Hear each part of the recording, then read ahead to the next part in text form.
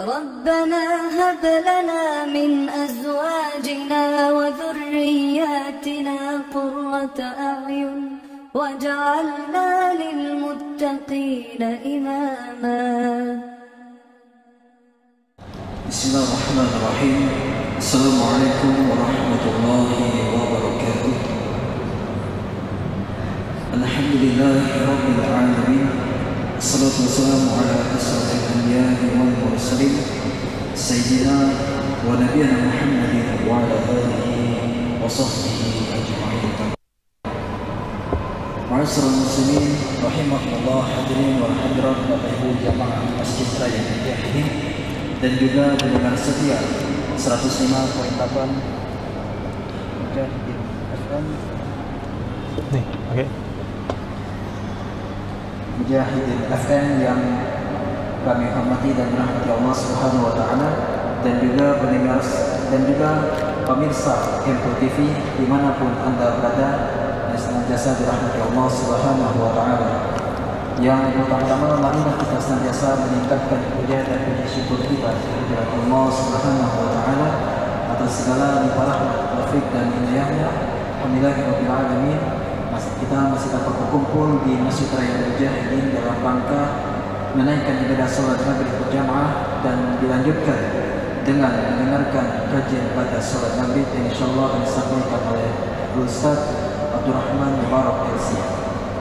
Selamat dan salam kita curahkan kepada Nabi junjungan kita, yaitu Nabi besar Muhammad sallallahu alaihi wasallam serta para keluarga, para sahabat-sahabatnya dan kita para pengikutnya yang senantiasa istiqomah hingga akhir hayat kita. Amin ya rabbal alamin. Bapak Ibu jamaah salat maghrib Masjid Raya Mujahidin, saya selaku MC mengingatkan kepada para jamaah yang ingin bertanya mengenai kajian kita pada malam hari ini. Bagi para jamaah yang ingin bertanya mengenai kajian kita pada malam hari ini, boleh untuk mengirimkan pertanyaannya melalui nomor WhatsApp yang saya sebutkan 0851 5543 0614. Saya ulangi 0851 5543 0614 dengan catatan tidak spam chat atau langsung menelpon. Baik hadirin yang dirahmati Allah Subhanahu wa taala, selanjutnya kepada Ustaz Abdurrahman Mubarak LC kami persilakan. Alhamdulillahirabbil alamin. Wassalatu wassalamu ala Rasulillah wa ala alihi wa sahbihi wa man walah, amma ba'd. Ikhwas sekalian, Bapak, Ibu-ibu, saudara-saudari, kaum muslimin dan muslimat yang mudah-mudahan senantiasa dirahmati oleh Allah Subhanahu wa taala. Kita lanjutkan pembahasan kita di dalam Kitabun Nikah. Di pembahasan terakhir kita telah membahas tentang tujuan dari seseorang itu menikah. Kemudian kita juga sudah membahas tentang kriteria pasangan atau calon pasangan yang ingin kita nikahi, seperti apa kriteria terbaik. Setelah kemudian seorang muslim sudah menentukan dialah wanita yang ingin saya nikahi, setelah dia melalui niat ingin menikah, kemudian tujuan ingin menikah apa, kemudian dia menseleksi wanita-wanita yang memang baik, yang memang sesuai dengan kriterianya, maka kemudian dia masuk kepada langkah berikutnya, yakni apa? Yakni tahap mendekati dan juga mengenal pasangan yang ingin dinikahi. Nah, langkah ini kemudian disebut dengan istilah ta'aruf, ya. Disebut dengan istilah ta'aruf. Kalimat ta'aruf ini secara bahasa itu diambil dari kata ta'arafa ya ta'arafu, yang artinya saling mengenal. Dan kalimat ini Allah Subhanahu wa taala firmankan dalam surat Al-Hujurat ayat 13. Kata Allah Subhanahu wa taala, "Ya ayyuhan nasu inna khalaqnakum min dzakari wa untha wa ja'alnakum syu'uban wa qabaila lita'arafu." Wahai manusia, sesungguhnya kami telah menciptakan kalian dari seorang pria dan juga seorang wanita. Maksudnya Nabi Adam, bapak kita semua, dan juga apa? Istrinya Hawa. Kemudian apa? Wa ja'alnakum syu'uban wa qabaila lita'arafu. Kemudian Allah menjadikan kalian berbangsa-bangsa dan bersuku-suku. Supaya apa? Kalian saling mengenal. Maka ya ikhwas sekalian, di dalam Islam Allah Subhanahu wa taala tidak pernah melihat ketinggian derajat seseorang, tidak pernah melihat kemuliaan seseorang dari bangsa, dari suku, dari apapun, warna kulit, enggak. Karena apa? Kita nggak bisa milih, Pak. Kita nggak bisa milih, saya kepingin sukunya A, nggak bisa. Saya kepingin warna kulitnya begini, nggak bisa. Saya kepingin lahirnya di sini, nggak bisa. Kita nggak bisa menentukan itu semua. Makanya di lanjutan ayatnya, dan itu memang bukan pembahasan kita, makanya saya cut di situ, potong ayatnya. Allah Subhanahu wa taala berfirman apa? Inna akramakum indallahi atqakum. Sesungguhnya orang yang paling mulia di antara kalian di sisi Allah Subhanahu wa taala siapa? Orang yang paling bertakwa di antara kalian. Allah nggak peduli mau warna kulitnya gimana, karena semua itu Allah yang bikin. Jadi Allah tidak mungkin memuliakan seseorang gara-gara ini dari suku A, ini dari suku B, enggak. Makanya Allah Subhanahu wa taala wanti-wanti, jangan kemudian satu kaum menghina kaum yang lain, karena bisa saja kaum yang dihina lebih mulia, lebih baik daripada kaum yang menghina, dan begitu seterusnya.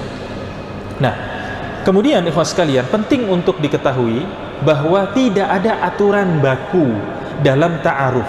Maksudnya agama Islam tidak menetapkan tata cara, gini ya caranya, nggak ada. Nggak ada.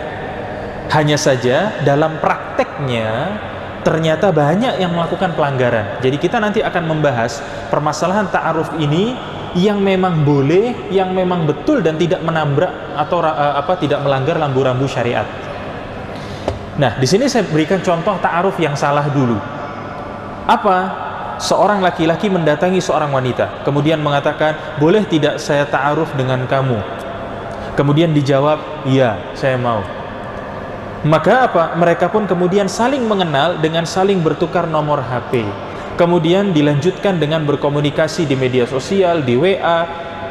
Tidak jarang kemudian mereka juga berjumpa untuk saling berbicara masalah kepribadian masing-masing. Kan mengenal, Ustaz. Kemudian tanya hobinya apa, kesukaannya apa, kalau nanti nikah mau anak berapa, dan sebagainya. Karena alasannya apa? Saling mengenal. Maka semua ini tidak ada ubahnya atau tidak ada ubahnya dengan pacaran. Apa bedanya? Hanya kemudian istilahnya diganti dengan bahasa Arab. Kalau itu pacaran, ini ta'aruf, itu haram, ini halal. Mana bisa? Nggak bisa. Karena yang kita lihat bukan istilahnya. Sehingga seakan-akan menjadi hal yang mulia, padahal mereka telah terjerumus dalam zina. Ingat ya, kalau sekalian, zina itu bukan hanya seseorang yang berzina, yang berhubungan badan dengan yang tidak halal baginya. Bukan hanya itu saja, tapi mata ini juga bisa berzina, tangan bisa berzina, dan sebagainya. Jadi seperti itu. Kemudian di sini saya tulis, penting bagi para wanita, ketahuilah, ini pesan kepada seluruh wanita.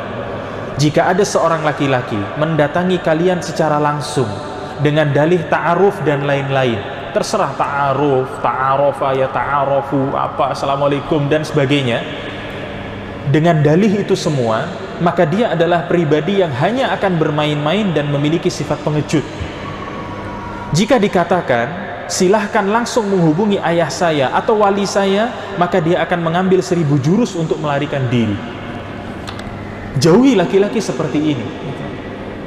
Ada laki-laki yang mau protes saya ngomong kayak gini? Ada. Nah, bagus gitu. Artinya setuju gitu. Maka semua orang tua yang punya anak perempuan juga gitu. Kalau nanti ada yang datang, laki-laki datang tapi nggak mau berjumpa dengan kita sebagai bapaknya, nggak mau berjumpa kepada kita sebagai wali dari anak perempuan ini, tanda tanya besar. Ini kenapa kok nggak berani ketemu dengan kita? Kalau memang serius, kenapa nggak berani? Kenapa takut? Gitu. Telepon, saya sudah di ujung gang. Gue di ujung gang. Kenapa kok nggak datang? Sampaikan. Kalau memang serius, sampaikan. Datang ke orang tuanya. Datang ke orang tuanya. Kalau orangnya jauh, cari nomor teleponnya. Bukan telepon, nomor telepon wanitanya, bukan. Nomor telepon orang tuanya. Tanya, perkenalkan, assalamualaikum, saya adalah Abdurrahman ini, saya mendengar Anda punya anak perempuan, saya kepingin mengenalnya. Gitu. Itu sudah menjadi nilai plus tersendiri. Orang tua akan melihat, ini anak serius, ini berani ini. Gitu. Karena dia nggak akan mungkin main-main kalau melewati walinya. Mau main-main gimana? Nggak bisa. Maka di sini saya sampaikan, jauhi laki-laki model seperti ini. Jika sebelum menikah saja kelakuannya sudah seperti itu, maka bagaimana setelah menikah?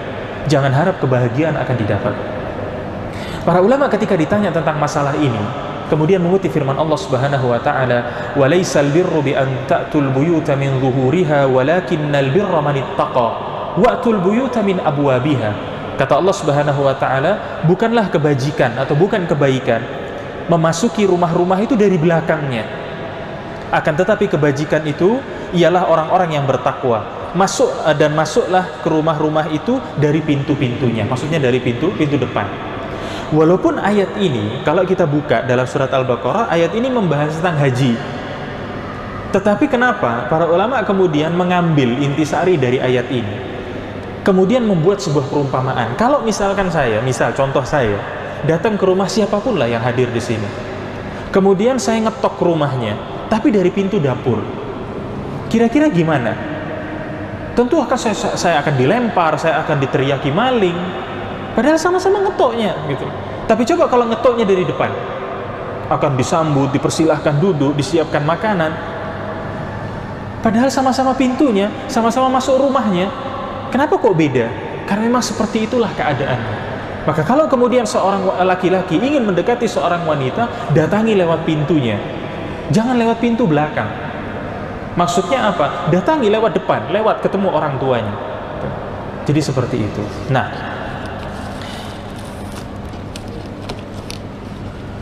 kemudian di sini muncul sebuah pertanyaan. Kalau demikian, apakah tidak boleh berbincang dengan wanita yang bukan mahram? Tadi kan katanya nggak boleh ketemu langsung, nggak boleh dan sebagainya. Maka jawabannya apa? Bisa boleh, bisa juga nggak boleh. Tergantung bagaimana kondisi dan konteksnya. Para sahabat wanita terdahulu biasa berbincang dengan Nabi Shallallahu Alaihi Wasallam terkait sesuatu yang memang hanya bisa disampaikan kepada Nabi SAW. Jadi jangan dikira kalau begitu nggak boleh Ustaz, laki-laki berbincang dengan wanita, wanita berbincang dengan laki-laki. Bisa boleh, bisa juga enggak. Maka kita lihat konteksnya. Sebagaimana misalkan di sini saya kutipkan dua contoh ya, dua contoh. Yang pertama bersumber dari Ummu Salamah radhiyallahu anha, bahwasannya beliau mengatakan ja'at Ummu Sulaim. Ummu Sulaim ini datang kepada Nabi sallallahu alaihi wasallam, faqalat ya Rasulullah, innallaha la yastahi minal haqq. Coba, Ummu Sulaim ini datang kepada Nabi Sallallahu Alaihi Wasallam, padahal di situ ada istrinya Ummu Salamah radhiyallahu anha.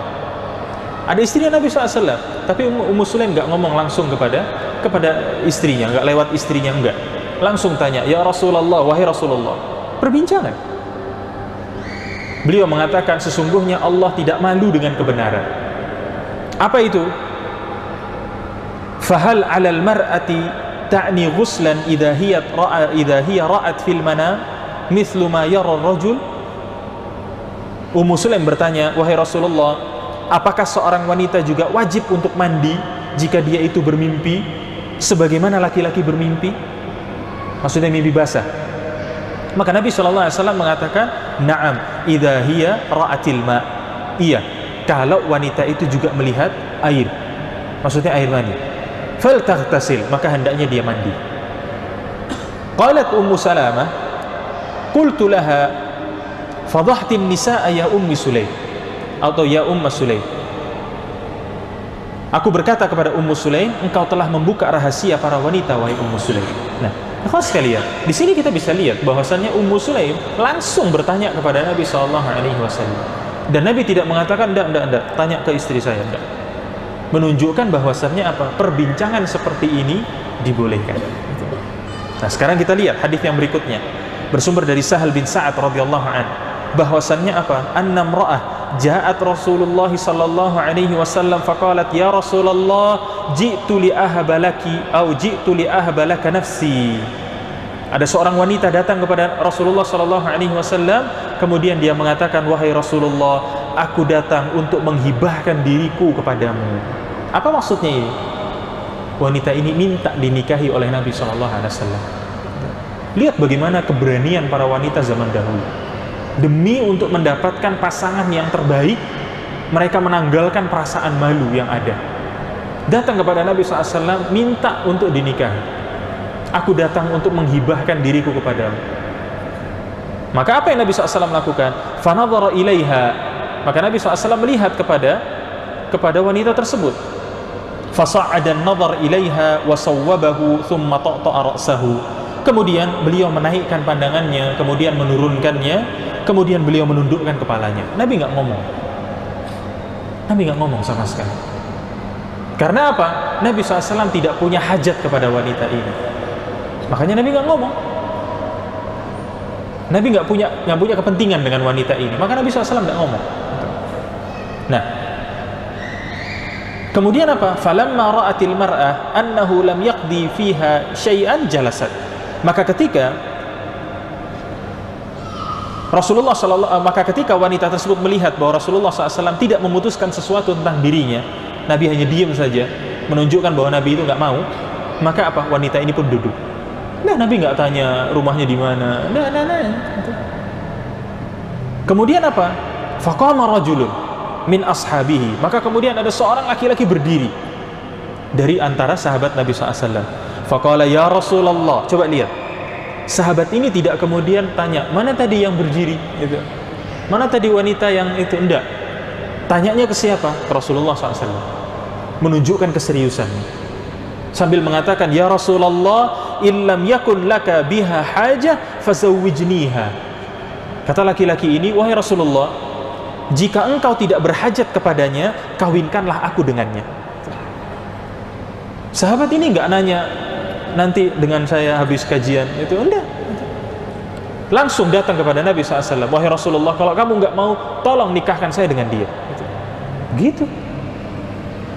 Maka di sini, ikhwas sekalian, bukan berarti kemudian seorang laki-laki nggak boleh berbicara dengan perempuan, perempuan nggak boleh berbicara dengan laki-laki, boleh dalam keadaan, tapi nggak boleh dalam keadaan yang lain. Jadi seperti itu.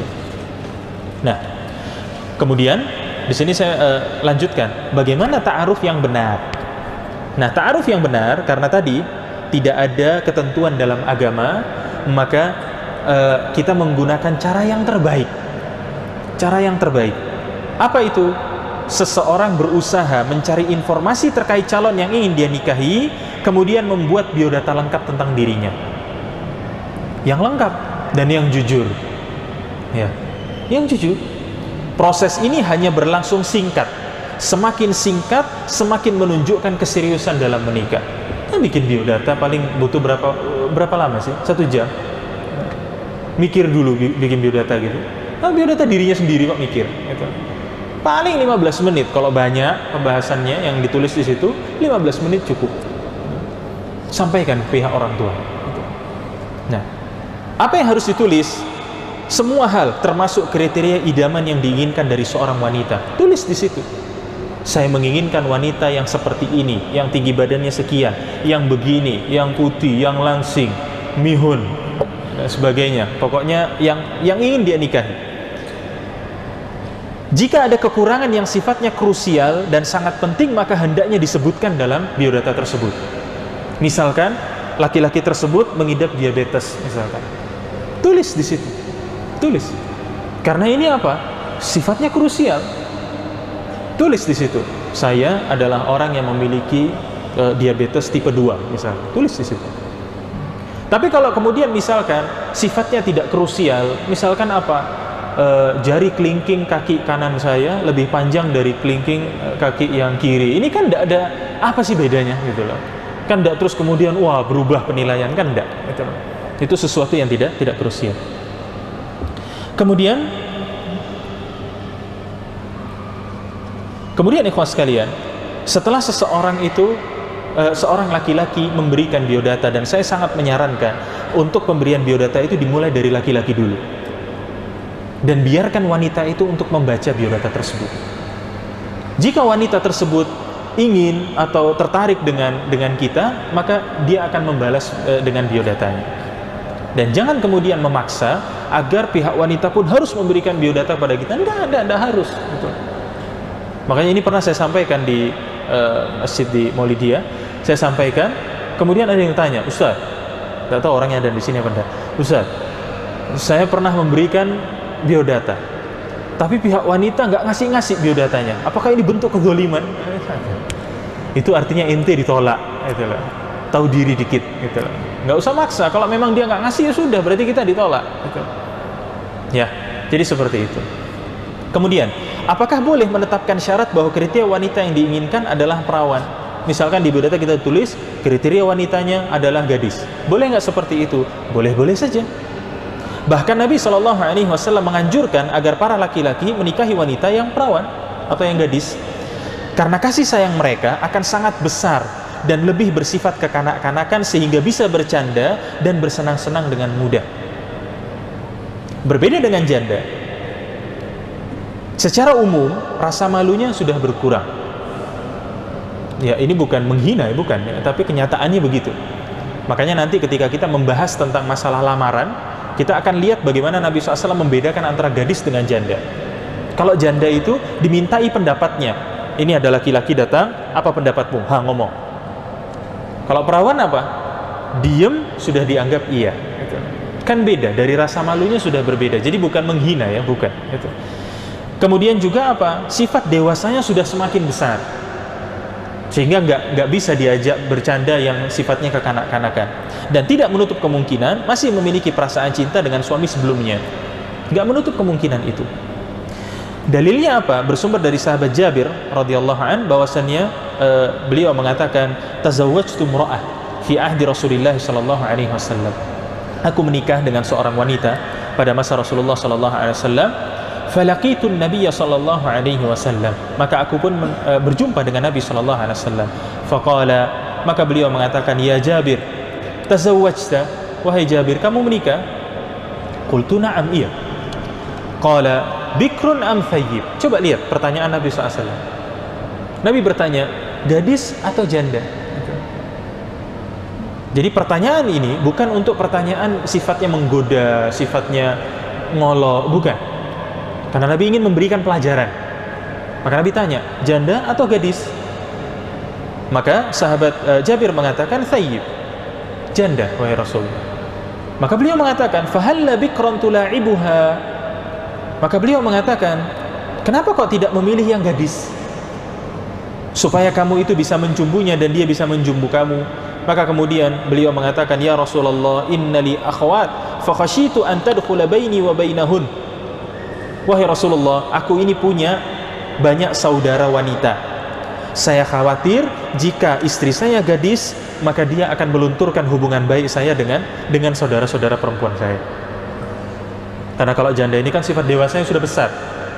Tapi kalau masih gadis, umurnya setara, dianggapnya kita ini dekat dengan saudari-saudari kita, cemburu, masalah. Gitu. Jadi seperti itu. Itu pertimbangan sahabat Jabir. Maka Nabi SAW mengatakan, fadzaka idzan innal mar'ata tunkahu ala diniha wa maliha wa jamaliha fa'alaika bidzatid din taribat yadak. Maka Nabi SAW mengatakan, jika demikian maka tidak masalah, sesungguhnya wanita dinikahi karena agamanya, hartanya, kecantikannya, maka pilihlah karena agamanya, niscaya kamu akan beruntung. Setelah itu biodata diserahkan kepada wali, bukan kepada si wanita. Kita datang kepada si walinya, assalamualaikum bapak, ini biodata saya. Ya sebelumnya kasih tahu dulu, gitu. Bukan terus pak biodata, gitu. Kasih tahu dulu, saya adalah begini, ini biodata saya, kasih. Nah, kemudian apakah dalam ta'aruf diharuskan bertukar foto? Maka saya sampaikan tidak boleh. Kenapa? Ada beberapa sebab mengapa hal ini tidak bisa dilakukan. Di antaranya adalah di zaman sekarang, foto sudah menjadi hal yang sangat menipu. Kecuali kalau kita berada di zaman foto hitam putih yang fotonya meledak itu. Kalau pakai itu oke, nggak ada masalah. Tapi kalau zaman kita, foto ini entah kenapa, bahkan di HP yang nggak disetting apa-apa pun berubah muka kita. Ya kan? Maka ini penuh dengan tipuan. Kemudian jika memang ingin melihat, maka nanti sudah disiapkan waktu dan kesempatan khusus dalam masalah nazar. Makanya para wanita jangan mudah untuk kemudian memberikan fotonya. Nggak usah, untuk apa? Ketika laki-lakinya nggak jadi, kemudian perasaan, sakit hati dan sebagainya, ya nggak usah, ngapain? Gitu. Nggak usah gitu. Jadi kalau memang mau melihat pasangannya seperti apa rupanya nanti pada saat pembahasan tentang nazar. Kemudian, jika setelah mendapat biodata, bolehkah laki-laki dan perempuan saling mencari informasi dari orang ketiga mengenai baik dan buruknya orang tersebut? Misal, saya memberikan biodata kepada seorang wali. Kemudian ternyata saya dapat balasan. Oke, saya lihat. Nampaknya bagus. Tapi saya nggak bisa percaya 100% dengan biodata ini. Maka saya tanya. Dilihat ini sekolahnya di mana? Oh, sekolahnya di SMA misalkan Mujahidin. Datangi, kita tanya guru-gurunya. Ini kan anak baru lulus misalkan. Seperti apa pada saat dia kelas 3 SMA itu kelakuannya seperti apa? Tanya. Dilihat tempat tinggalnya di mana? Oh, di sini. Tanya tetangga-tetangganya. Seperti apa sih kelakuan dia setiap hari? Ada info enggak? Dan seperti ini ikhwas sekalian, hal ini adalah dibolehkan. Bahkan ini sangat dianjurkan untuk dilakukan dan tidak termasuk dalam ghibah. Karenanya sebuah hadis bersumber dari Fatimah binti Qais bahwasannya dia bercerita, falamma halaltu dzakartu lahu anna Muawiyah bin Abi Sufyan wa Abi Jaham khataban. Bahwasannya seorang wanita bernama Fatimah binti Qais ketika dia sudah selesai dari masa iddahnya mengatakan bahwasannya ada 2 orang yang melamar dirinya. Yang pertama Muawiyah bin Abi Sufyan, yang kedua siapa? Abu Jaham. Maka Nabi SAW kemudian mengatakan, amma Abu Jahmin fala yadha' asahu an atikihi. Adapun Abu Jaham, dia nggak pernah meletakkan tongkatnya itu dari pundaknya. Maksudnya apa? Ini sebuah kinayah tentang suka mukul. Nabi SAW jelaskan keburukannya. Wa amma Muawiyah fasulukun la malalahu. Adapun Muawiyah miskin, nggak punya harta sama sekali.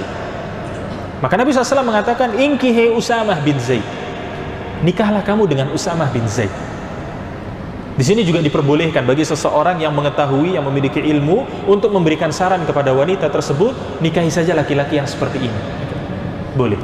Fakarihtuhu. Tetapi kemudian Fatimah binti Qais mengatakan, aku pada dasarnya nggak suka dengan Usamah bin Zaid. Tsumma qala, kemudian Nabi mengatakan kembali, inkihi Usamah, nikahilah Usamah. Fanakahtuhu, maka kemudian aku pun menikah dengan Usamah. Faja'alallahu fihi khairan waghtabattu bihi, maka kemudian Allah menjadikan kebaikan dalam pernikahanku dan aku membuat orang lain cemburu terhadap kebaikan yang kudapat dari pernikahan dengan Usamah. Nah, di sini saya sampaikan penting. Hal penting sekali. Tidak ada hak bagi seorang muslim untuk bertanya tentang masa lalu calon pasangannya. Ngapain antum harus tahu masa lalu calon pasangannya? Sehingga yang ditanya dan dicari tahu adalah kondisi yang dia miliki saat ini. Saat ini. Gitu. Kita nggak perlu tanya masa lalunya. Gitu. Kalau masa lalunya orang kafir gimana? Masa iya kita mau bertanya-tanya dalam masalah? Sekarang dia sudah Islam. Dulu 10 tahun yang lalu dia bukan Islam. Mau kemudian kita bertanya-tanya dalam masalah itu untuk apa? Gitu. Nah, sehingga yang ditanya itu masa sekarang, zaman-zaman sekarang. Kita tanya, orang ini gimana? Yang perempuan juga boleh bertanya kepada orang lain. Yang foto nggak usah foto mas ya, nggak usah foto. Boleh bertanya kepada orang lain, misalkan laki-laki itu gimana? Merokok nggak? Oh dulu dia merokok, sekarang udah tobat, alhamdulillah. Maka nggak ada masalah, berarti dianggap sudah tidak merokok. Dan begitu seterusnya. Bagi orang ketiga, ya ini harusnya ketiga, bagi orang ketiga yang dimintai keterangan, maka sampaikan apa adanya tentang yang dia ketahui saat ini. Apa yang dia ketahui saat ini sampaikan. Adapun jika ia atau yang ia ketahui adalah waktu lampau, saya tahu itu penjudi dulu, gitu. 10 tahun yang lalu, yang saya tanya sekarang, gitu. Maka jika yang ia ketahui adalah waktu yang lampau, maka sampaikan saya hanya mengenalnya di masa yang lalu. Adapun sekarang saya tidak mengetahuinya. Sampaikan gitu. Jika ternyata kita mendengar bahwa calon tersebut adalah orang yang tidak baik di masa lalunya, tetapi di saat ini dia sudah berubah, maka yang dipakai adalah yang di masa sekarang. Kecuali jika dia adalah pribadi yang tidak berubah, maka boleh diceritakan. Bagi orang ketiga, hendaknya jujur dan tidak berusaha menutupi keburukan orang yang sedang ditanyakan, atau sengaja menambah kebaikan atau keburukan kawannya. Ada orang yang bertanya, antum kenal fulan? Oh iya, dia kawan baik saya. anak saya ini sedang didekati oleh dia, maka kita tidak senang. Maka kita nggak senang. Kemudian kita, oh itu buruk, itu jauh-jauh Pak, itu hati-hati, gitu, dan sebagainya. Itu nggak boleh juga, karena kita dusta. Semua itu akan Allah Subhanahu Wa Taala tanyakan di akhirat kelak. Setelah langkah tersebut dilakukan, maka akan masuk ke langkah berikutnya yang akan dibahas di pertemuan yang lain, insya Allah. Wallahu taala a'lam. Sudah ada 3 pertanyaan yang masuk. Assalamualaikum Ustaz, izin bertanya, mohon pencerahannya Ustaz. Kebetulan saya sedang dijodohkan dengan keluarga besar dengan sepupu satu kali saya dengan alasan untuk mempererat keluarga saya. Namun ada kekhawatiran dari saya setelah mengetahui bahwa salah satu resiko secara medis menikahi sepupu satu kali adalah adanya peluang lebih besar keturunan tidak normal karena masih anak sama gen. Ikhwas sekalian, sepupu secara hukum syariat Islam halal untuk dinikahi. Adapun urusan masalah gen, masalah ini, sekarang gini, ada nggak yang menikah bukan dengan sepupu tapi anaknya afwan bahasa saya kasar, anaknya cacat, ada apa enggak? Ada. Nah itu terus gimana itu? Terus kita nggak usah nikah kalau kayak gitu, karena ada kemungkinan nanti anak kita akan rusak gennya dan sebagainya. Enggak. Semua itu kita serahkan semua kepada Allah Subhanahu Wa Taala. Ya. Karena apa? Yang mencetak kita ini semua adalah Allah Subhanahu Wa Taala. Kata Allah Subhanahu Wa Taala apa? Huwallazi yusawwirukum fil arhami kaifa yasha. Dialah yang kemudian membentuk seseorang itu di dalam rahim sesuai dengan apa yang Allah mau. Yang ini matanya begini, yang ini hidungnya begini, yang ini mulutnya seperti ini, Allah Subhanahu Wa Taala. Maka semua yang dihalalkan di dalam syariat, maka ini pada dasarnya adalah boleh dilakukan. Dan kekhawatiran-kekhawatiran seperti itu hendaknya dijauhi. Izin bertanya Ustaz, kami telah bertaruh bertukar biodata hingga nazar, telah dirasa cocok dan sesuai dengan tujuan pernikahan. Namun sebelum tiba, keluarga wanita mengabarkan kepada Allah sang wanita sedang ditimpa ujian sakit di organ tubuhnya. Adakah saran atau pendapat baiknya seperti apa Ustaz? Perlukah hal ini menjadi pertimbangan lebih lanjut sebelum melanjutkan? Iya, ikhwas sekalian. Pertama, saya mengapresiasi dari pihak keluarga wanita yang jujur dalam masalah ini, menyampaikan dengan jujur kepada calon laki-lakinya. Kemudian yang kedua, bagi si calon laki-laki, maka itu dikembalikan 100% kepada dirinya. Kalau dirinya ridho keadaan calon istrinya seperti itu, saya siap untuk merawatnya, saya siap untuk menjaganya dengan keadaan yang seperti itu, maka silahkan. Kalau kemudian seorang laki-laki mengatakan kayaknya saya nggak bisa, saya mundur, itu juga haknya dan bukan aib dalam masalah ini. Kalau kemudian seseorang mundur karena mendengar yang seperti itu, maka pihak keluarga wanita pun tidak diperbolehkan untuk marah atau untuk menuntut dan yang lain sebagainya. Assalamualaikum Ustaz. Apakah ada amalan untuk bisa segera mempunyai keturunan yang soleh? Ikhwas sekalian, memiliki keturunan ini semuanya adalah rezeki yang Allah Subhanahu Wa Taala berikan kepada kita. Yang harus kita lakukan ini adalah usaha. Usahanya gimana? Yang pertama, menikah. Mau punya anak gak nikah gimana? Yang pertama menikah, kita usaha. Kemudian yang kedua, kita memilih calon yang memang bisa menghasilkan banyak keturunan. Kalau ternyata setelah itu juga Ustaz, istri saya nggak hamil-hamil, maka gimana? Serahkan semuanya sama Allah Subhanahu Wa Taala. Dalam hal ini tidak ada amalan khusus. Tidak ada amalan khusus. Dan ikhwas sekalian, bagi saudara-saudara saya yang belum dikaruniai seorang anak, ketahuilah bahwasannya Allah Subhanahu Wa Taala sudah mengetahui apa yang akan terjadi di kemudian hari. Allah mengetahui jika Allah berikan kepada Anda anak saat ini, maka besar kemungkinan akan terjadi hal yang tak baik di keluarga Anda. Maka bersabarlah, bersabar, usaha, banyak berdoa kepada Allah Subhanahu Wa Taala. Toh para nabi-nabi terdahulu, orang-orang soleh terdahulu, mereka tidak diberikan anak kecuali pada saat waktu yang sudah sangat tua, sampai mereka sendiri sudah tidak percaya bahwasannya mereka bisa mendapatkan anak. Jadi bersabar, meminta kepada Allah Subhanahu Wa Taala, dan insya Allah Subhanahu Wa Taala akan berikan anak yang saleh dan saleh.